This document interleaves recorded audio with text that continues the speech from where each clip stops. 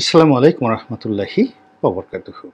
সম্মানিত দর্শক, একবার একটা লেখা লিখেছিলাম, এই কাদের মোল্লা সে কাদের মোল্লা নয়।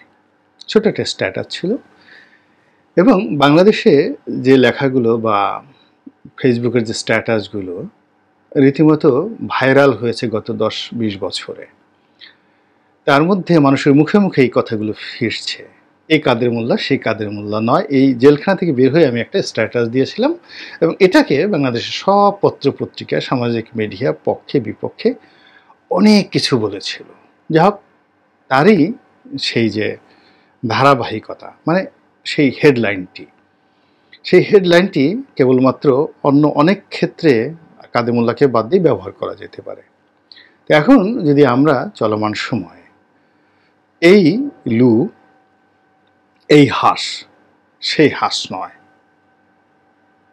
এই বিষয় নিয়ে আলোচনা করি, তাহলে বুঝতে পারবেন যে জিনিসটি কতটা গুরুত্বপূর্ণ এবং কতটা আকর্ষণীয়, চিত্রাকর্ষক। এখানে হাঁস বলতে মিস্টার পিটার ডি হাঁস, মার্কিন রাষ্ট্রদূত। তো মিস্টার পিটার ডি হাঁসকে নিয়ে বাংলাদেশে আসলে অনেক কিছু হয়েছে।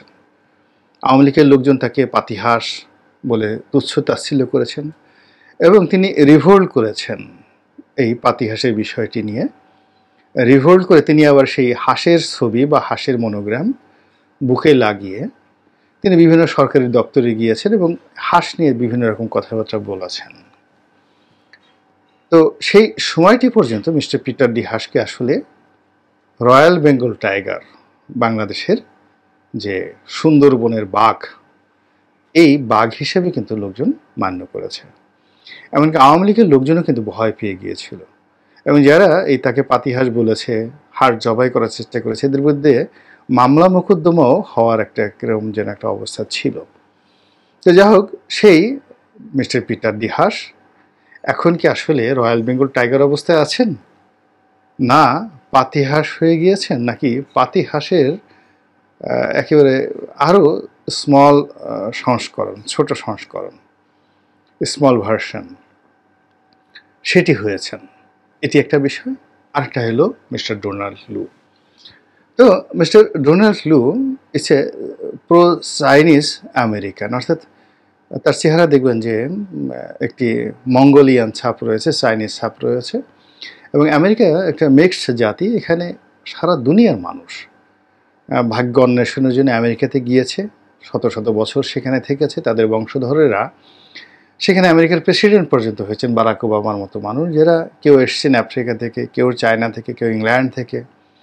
এবং আমেরিকার প্রথম কয়েকজন প্রেসিডেন্ট একেবারে সরাসরি ইংল্যান্ডের রাজ রক্তের সাথে জড়িত, অভিজাত রক্তের সাথে জড়িত, সেই জর্জ ওয়াশিংটন থেকে শুরু করে আরও অনেকে। তো তদ্রূপ এখন এশিয়ানরা আমেরিকার রাজনীতিতে অনেক গুরুত্বপূর্ণ হয়ে উঠেছেন। অনেক বাঙালি সেখানে সিনেটর, কংগ্রেসম্যান, বড় ব্যবসায়ী, রাজনীতিবিদ, পৌরসভার মেয়র, কাউন্সিলর, এগুলো সেখানে অহরহ হচ্ছেন। আর ভারতীয়রা সেখানে উন্নয়ন বা উন্নতি করতে করতে, ভারতের তো কমলা হ্যারিস সেখানে ভাইস প্রেসিডেন্ট হয়ে গেছেন। আর চীনা বংশোদ্ভূত যারা আছেন তারা অনেকে অনেক ভালো পর্যায়ে গিয়েছেন এবং অনেকে সেই কেউ ইহুদি, কেউ মুসলিম, এটি এখানে সত্যিকার অর্থে রাজনীতিতে কোনো বর্ণবাদ নেই। পুরো যারা যোগ্যতম তারাই সেখানে এগিয়ে আসছেন এবং মিস্টার ডোনাল্ড লু ঠিক ওই রকম চীনা বংশোদ্ভূত একজন মানুষ, যিনি আমেরিকাতে এত বড় পদে আছেন। তো তার নামের প্রথম অংশ Donald, it's American English name, and লু মেবি এটা তাদের একটা পারিবারিক উপাধি, যেটি চায়না থেকে গিয়েছেন। এবং আমাদের দেশে লু শব্দটি যে অর্থে ব্যবহৃত হয়, এখানে লু বলতে গরম, লু হাওয়া মানে গরম হাওয়া। তো আবার যেন তেন গরম হাওয়া না, যে গরম হাওয়া আমাদের দেশে যেমন গরম হাওয়ায় ঘূর্ণিঝড় তৈরি করে, তারপর যাকে বলা হয় কালবৈশাখী ঝড় তৈরি করে, টর্নেডো তৈরি করে, কিন্তু আমরা এগুলিকে লু হাওয়া বলি না। লু হাওয়া বলতে আরও মারাত্মক কিছু বোঝায়, যেটি সাধারণত মরুভূমিতে ঘটে থাকে, সাহারা মরুভূমিতে ঘটে থাকে। সেখানে দিনের বেলাতে এত বেশি সূর্য কিরণ বালিকে উত্তপ্ত করে যে তার ফলে সেখানে এক ধরনের ঝড় তৈরি হয়, মরু ঝড়, যেটিকে বলা হয় সাইমুম। এই সাইমুম এত শক্তিশালী যে কোটি কোটি টন বালু এক জায়গা থেকে উড়িয়ে নিয়ে যায়, নিয়ে অন্য এলাকাতে গিয়ে কখনো কখনো বালির পাহাড় তৈরি করে ফেলে।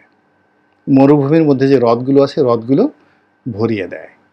কখনো কখনো কোনো শহর জনপদকে একেবারে পরিপূর্ণভাবে মাটি চাপা দিয়ে দেয়। তো এইরকম মারাত্মক যে ঝড়, সাইমুম মরু ঝড়, এই মরু ঝড় যে বাতাস তৈরি করে, যে গরম হাওয়া এই মরু ঝড় তৈরি করে, আমরা তাদেরকে লু হাওয়া বলি। তো মিস্টার ডোনাল্ড লু, তিনি এই যে বাংলাদেশের রাজনীতিতে গত 2 বছর ধরে তার এই নামটির সঙ্গে রাজনীতির যে উত্তেজনা, রাজনীতির গতি, রাজনীতির ঝড়, রাজনীতির প্রকৃতি সব মিলে এমন একটা অবস্থা তৈরি হয়েছে। সেই তৈরি হওয়ার কারণে উনি এলেই সবাই বলতো এই লু হাওয়া তৈরি হয়ে গেল, লু হাওয়া আসছে, এবার আর রক্ষা নেই, এবার আওয়ামী লীগ যাবে কোথায়, পালাবে কোথায়। আমরা বাঙালি যারা আছি না, আমাদের ভয়ও খুব বেশি, সাহসও খুব বেশি, আমাদের লজ্জাও খুব বেশি, আবার বেহায়াপনাও খুব বেশি। আপনি দেখবেন গ্রামে যারা লোকজন আদিকাল থেকে ছোট্ট একটা গামছা পরে তারপরে শেষে কাছা দিয়ে, পশ্চাৎ দেশের যে আমরা যেটাকে পাছা বলি, নিতম্ব বলি, পুরুষেরা বড় বড় 2টো নিতম্ব বের করে তার শুধুমাত্র পুরুষাঙ্গ এবং অন্ডকোষ এই দুটোকে একটু ঢেকে ঠিক মলদ্বারের ভিতর দিয়ে একটু জায়গা বের করে পুরো পাছাটা বের করে দিয়ে তারপরে তারা মানে বড় বড় কঠিন কাজগুলো করে, বিশেষ করে মাটি কাটা, তারপর শেষে করাত দিয়ে সেই গাছ কাটা, কুড়াল দিয়ে গাছ কাটা, এরকম খুব কঠিন কাজগুলো যেখানে কাজ করে এবং মুখে খুব শব্দ উচ্চারণ করে, হু হা। তো এই জিনিসগুলো ছেলে বুড়ো, বুড়ো, মহিলারা জীবনে এই দৃশ্য দেখেনি, এরকম কোনো ঘটনা নেই, বা এটাকে কেউ বেহায়াপনা, নির্লজ্জপনা বলেছে, এরকম কোনো ঘটনা কিন্তু কখনো হয়নি। এটার সঙ্গে বাঙালি। আবার আপনি দেখবেন যে এই বাঙালির মধ্যে অনেক পুরুষ এই আরব দেশের চেয়ে বিরাট জুব্বা পরেন, হাতে মোজা পরেন, পায়ে মোজা পরেন, তারপর তাদের চোখ যেন কেউ দেখতে না পড়ে সেভাবে তারা কালো চশমা পরেন, পুরো মাথা পাগড়ি দিয়ে কপাল সহ ঢেকে রাখেন। এমন একটা সুন্নতি লেবাস যে তাদের এই সুরত দেখে যেন কোনো নারীর মনে তাদেরকে নিয়ে কোনো কামনার সৃষ্টি না হয়, বাসনার সৃষ্টি না হয়। তাই যদি হয় তাহলে তারা জান্নাতে যেতে পারবেন না। এরকম অনেক পুরুষ দেখবেন যে তারা মানে নারীদের চেয়ে বেশি পর্দা করেন। আবার মহিলাদের ক্ষেত্রে তদ্রূপ রয়েছে। মাননীয় প্রধানমন্ত্রী যেটিকে বলেছেন যে এরা অনেকটা একেবারে জীবন্ত টেন্ট, মানে জীবন্ত তাঁবুর মতো তারা ঘুরে বেড়ায়। আমরা শৈশবকাল থেকে দেখেছি প্রচণ্ড সেই লু হাওয়া, মানে চৈত্র মাস বা বৈশাখ মাসের গরমের মধ্যে অনেক নারী হাতে পায়ে মোজা পরবে, তারপরে শাড়ি পরবে, তারপর সে সারা শরীর কালো বোরখা পরবে এবং চোখটাও দেখা যাবে না, পুরো চোখের ওখানে চোখটাও বন্ধ। এইভাবে গরমের মধ্যে তারা হাঁটতে থাকে এবং আপনি জানেন যে আমাদের দেশের গরমে কালো পোশাক আরও বেশি গরম শুষে নেয়। এরকম একটা অস্বাস্থ্যকর পরিবেশে একজন দুজন নয়, শত শত নয়, লাখ লাখ নারী শত শত বছর ধরে এই আবহমান বাংলায় তাদের ইজ্জত এবং আবরু যেভাবে রক্ষা করে চলছে, আবার তার বিপরীত দৃশ্য আপনি দেখতে পাবেন সমাজে সে আদিকাল থেকে আজ অবধি, নারীদের ক্ষেত্রে এবং পুরুষের ক্ষেত্রে। আমি পুরুষের কথা বললাম, নারীদের কথাটা কিন্তু আমি বললাম না। তো যাই হোক, আমাদের সিনেমার অনেক দৃশ্যে এগুলো দেখতে পাবেন যে আমাদের দেশে নারীদের বেহাল্লাপনা, বেহায়াপনা কোন পর্যায়ে রয়েছে। So it's a contrasting society. এখানে মিডল বলতে কোনো জিনিস নেই, আমাদের এখানে মিডল ক্লাস নেই, খুব এক্সট্রিম অথবা একেবারে লিবারেল এই পর্যায়ে থাকে। তো সেই দিক থেকে মিস্টার পিটার ডি হাস বা মিস্টার ডোনাল্ড লু এই দুজনকে নিয়ে মানুষের যে আবেগ এবং উচ্ছ্বাস, এটি যেমন একটা সময় এক্সট্রিম পর্যায়ে ছিল, শ্রদ্ধা, ভালোবাসা, স্নেহ, মায়া, মমতা, দোয়া, অনেক মানুষ তাদের জন্য দোয়া করেছেন, আশীর্বাদ করেছেন, তাদের দীর্ঘায়ু কামনা করেছেন, তাদেরকে খাওয়াতে চেয়েছেন, তাদের সঙ্গ কামনা করেছেন, তাদের সঙ্গে আত্মীয়তা করতে চেয়েছেন এবং তাদের ছেলে সন্তানের জন্য দোয়া করেছেন। কিন্তু অবস্থার দৃষ্টি এখন আর সেটা নাই। সেটা এখন বাংলাদেশে রাজাকারদের যে অবস্থা হয়েছে, আলবর্দরদের যে অবস্থা হয়েছে, আর শামসদের যে অবস্থা হয়েছে, এরপরে যুদ্ধাপরাধীদের যে দুর্দশা হয়েছে, একইভাবে এখন mister Peter D Haas, mister Donald লু এবং তার যারা সহযোগী যারা লোকজন রয়েছেন, তারা ঠিক সেই আগের সেই পাকিস্তানি হানাদারদের মতো, কিংবা সেই যে সপ্তম নৌবহর যখন আমেরিকা পাঠাতে চেয়েছিল তখন প্রেসিডেন্ট নিক্সন এবং তার যে হেনরি কিসিঞ্জারকে বাঙালি যেভাবে ঘৃণা করতো, ঠিক তদ্রূপ বা তার চেয়েও বেশি আপনি রাজাকার, আলবদর আর শামস, এদেরকে মানুষ যেভাবে ঘৃণা করত, ঠিক এখন এই ঘৃণাটা ক্রমশ সেই দিকে টার্ন হচ্ছে। আর এজন্যই এই আজকে যে শিরোনাম, যে এই লু সেই লু নয়, এই হাস এখন আর সেই হাস নয়।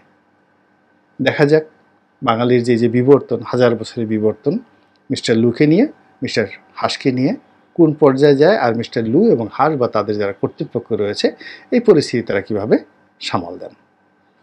আল্লাহ আমাদের সবাইকে হেদায়েত দান করুন আর হেফাজত করুন। আসসালামু আলাইকুম ওয়া রাহমাতুল্লাহি ওয়া বারাকাতুহু।